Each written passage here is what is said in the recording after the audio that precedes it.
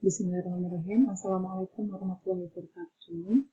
Apa kabar teman-teman? Hari ini kita akan mendiskusikan tentang pasar monopoli.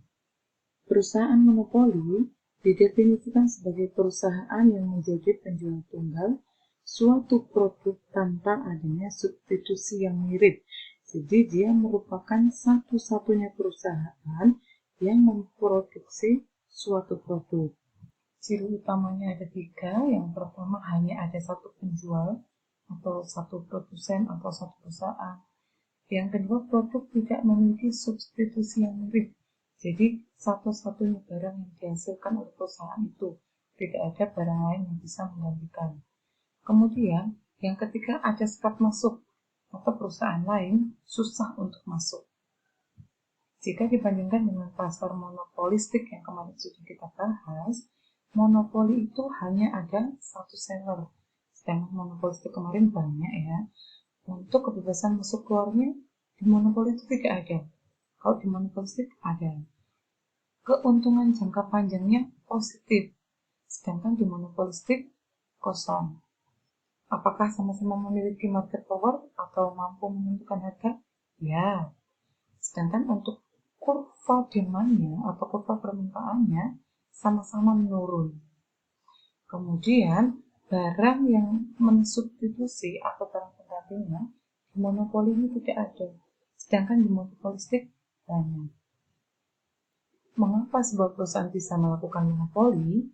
Yang pertama, karena perusahaan itu menguasai sumber daya inti. Jadi sumber daya yang langka, sumber daya yang sulit diperoleh, dikuasai oleh perusahaan itu. Contoh di buku adalah perusahaan berlian De Beers. Jadi dia bisa menguasai tambang berlian sehingga dia bisa menguasai pasar. Kemudian batasan hukum. Jadi ada hak eksklusif atas barang atau jasa tertentu, misalnya paten, hak cipta atas produksi suatu barang. Nah, itu membatasi produsen lain untuk masuk ke pasar. Kemudian yang ketiga adalah natural monopoli. Jadi ini ketika sebuah perusahaan itu bisa melakukan produksi yang efisien atau skala ekonominya nanti dicerminkan oleh kurva biaya rata-rata jangka panjang yang miring ke bawah. Gambarnya bisa dilihat di sini bahwa kurva ATC-nya itu menurun ke bawah. Ini maksudnya adalah ketika sebuah perusahaan bisa melayani listrik 1000 rumah tangga dengan biaya hanya sebesar $50, dibandingkan dengan ketika dua perusahaan melayani 500 rumah tangga, masing-masing 500 rumah tangga dengan biaya $80. Maka perusahaan yang pertama tadi disebut memiliki natural monopoli. Nah, kemudian kalau untuk kurva permintaannya, kurva permintaan pasar monopoli itu sama dengan monopolistik kemarin ya, sama-sama menurun. Tadi sudah dijelaskan di tabel. Itu berbeda dengan kompetisi sempurna. Jadi kalau kompetisi sempurna itu horizontal, sedangkan kompetisi monopoli dan monopolistik itu menurun. Hal ini berarti hukumnya adalah ketika harganya tinggi, permintaannya akan sedikit. Sedangkan ketika harga diturunkan, permintaannya akan semakin banyak. Nah, contohnya adalah di sini ketika harganya $11 per galon, itu tidak ada konsumen yang meminta air. Kemudian ketika harganya 10, hanya ada 1, ketika harganya 9 ada 2, dan demikian seterusnya. Itu ketika harganya diturunkan, permintaannya semakin tinggi. Nah, yang menarik dari pasar monopoli ini, MR-nya, marginal revenue-nya itu ternyata lebih kecil dari harga. Bisa kita lihat di sini. Ketika harganya 10, kemudian berubah menjadi 9, ternyata MR-nya hanya 8. Demikian juga ketika harganya dari 9 diturunkan ke 8, MR-nya itu hanya 6.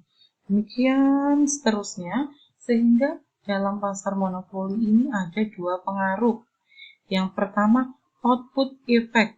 Ketika penambahan jumlah output itu meningkatkan total revenue. Dilihat di sini bahwa ketika dari 1 menjadi 234 ini TR-nya meningkat terus dari 10, 8, 24, 28, 30. Tetapi di satu sisi juga ada price effect. Ketika menurunkan harga, justru menurunkan TR. Bisa dilihat di sini yang tadinya 30 itu menurun jadi 28, kemudian 24. Bagaimana bisa?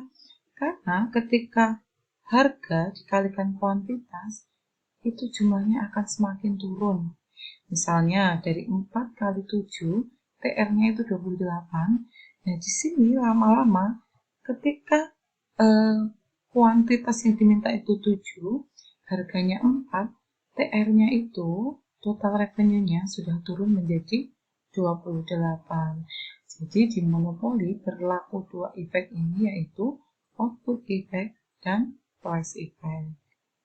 Jika digambarkan dalam kurva akan seperti ini, jadi ketika tadi harga diturunkan dari 10 menjadi 9, marginal revenue-nya itu hanya menjadi 8. Dan harga ini akan selalu lebih tinggi dari MR-nya, sehingga lama-lama perusahaan itu akan menipis keuntungannya. Nah, lantas bagaimana caranya sebuah perusahaan monopoli itu bisa memaksimalkan keuntungan? Nah, di sini bisa kita lihat ketika perusahaan monopoli itu memproduksi sejumlah Q1, ternyata marginal cost-nya kurang dari atau lebih rendah dari marginal revenue. Ketika biaya lebih rendah dari pendapatan, itu berarti perusahaan untung. Oleh sebab itu, perusahaan bisa menambah jumlah produksi. Tetapi ketika dari sini, dari Q1 ini mau ditambahkan sampai Q2, ternyata marginal cost-nya itu lebih tinggi dari marginal revenue, atau biayanya lebih tinggi dari pendapatan. Sehingga perusahaan harus menurunkan produksi untuk mengurangi kerugian. Nah, ini bedanya di sini bahwa perusahaan monopoli itu harus menetapkan harga di atas marginal revenue atau di sini. Sedangkan di pasar kompetitif, harga sama dengan marginal revenue sama dengan marginal cost. Nah, kalau di monopoli, harga di atas MR sama dengan MC. Di atas MR sama dengan MC. MR berpotongan dengan MC. Kemudian seperti apakah keuntungan perusahaan monopoli itu? Nah, tadi sudah dikatakan bahwa harga monopoli itu lebih besar dari MR sama dengan MC, atau lebih besar dari titik ini ya. Sedangkan ATC-nya di sini. Nah, profit atau keuntungan perusahaan monopoli adalah harga dikurangi ATC dikali Q, atau sejumlah kuantitas yang mau dibeli oleh konsumen.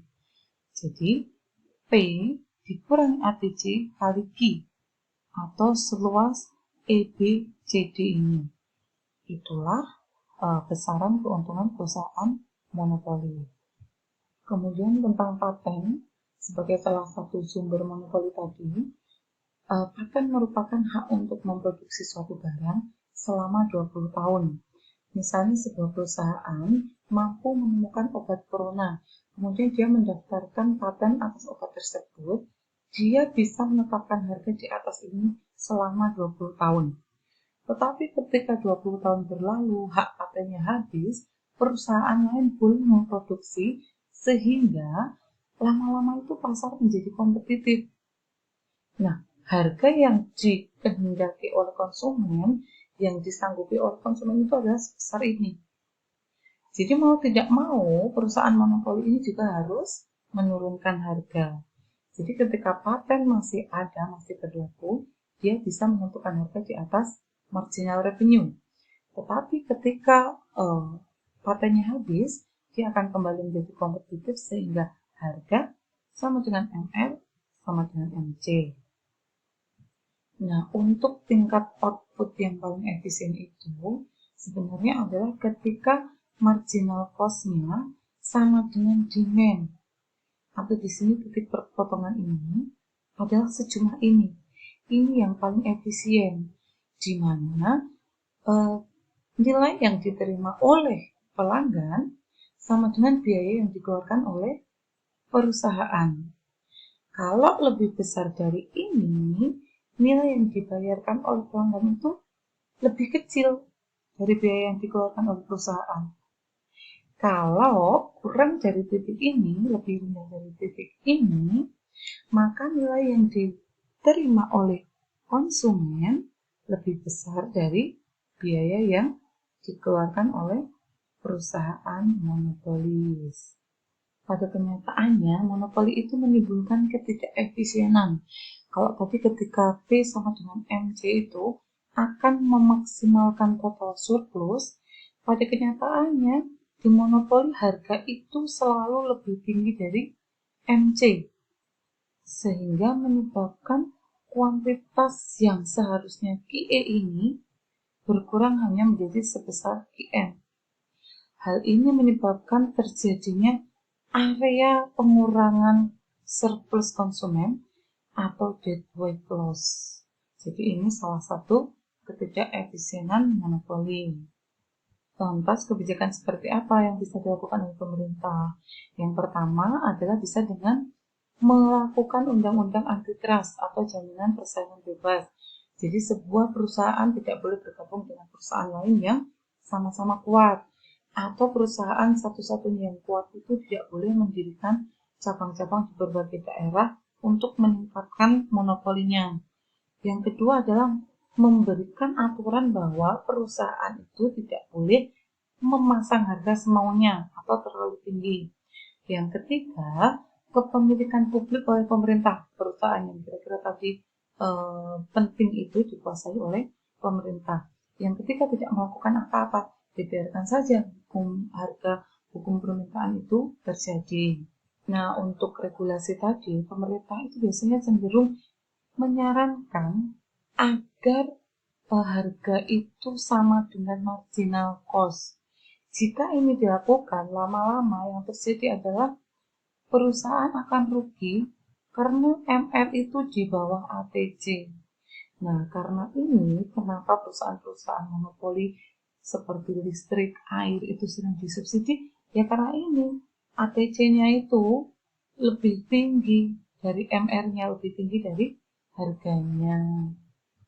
Salah satu solusi yang dilakukan oleh perusahaan adalah melakukan diskriminasi harga, menjual barang yang sama dengan harga berbeda untuk konsumen yang berbeda. Tujuannya adalah untuk meningkatkan jumlah yang terjual. Kalau tadinya cuma sebesar ini yang bisa menikmati surplus konsumen, dan di sini deadweight loss karena lebih tinggi dari marginal cost, maka ketika ada diskriminasi harga tadi, semua pihak bisa membeli. Yang tadinya di sini menjadi kuantitasnya segini. Jumlah orang yang membeli itu bisa lebih banyak. Nah, tugas teman-teman adalah mencari sebuah contoh perusahaan monopoli, kemudian analisis bagaimana mereka bisa memaksimalkan keuntungan dengan diskriminasi harga. Baik, sekian yang saya sampaikan dalam presentasi ini. Mohon maaf atas segala kesalahan dan kekurangan. Saya tutup. Wassalamualaikum warahmatullahi wabarakatuh.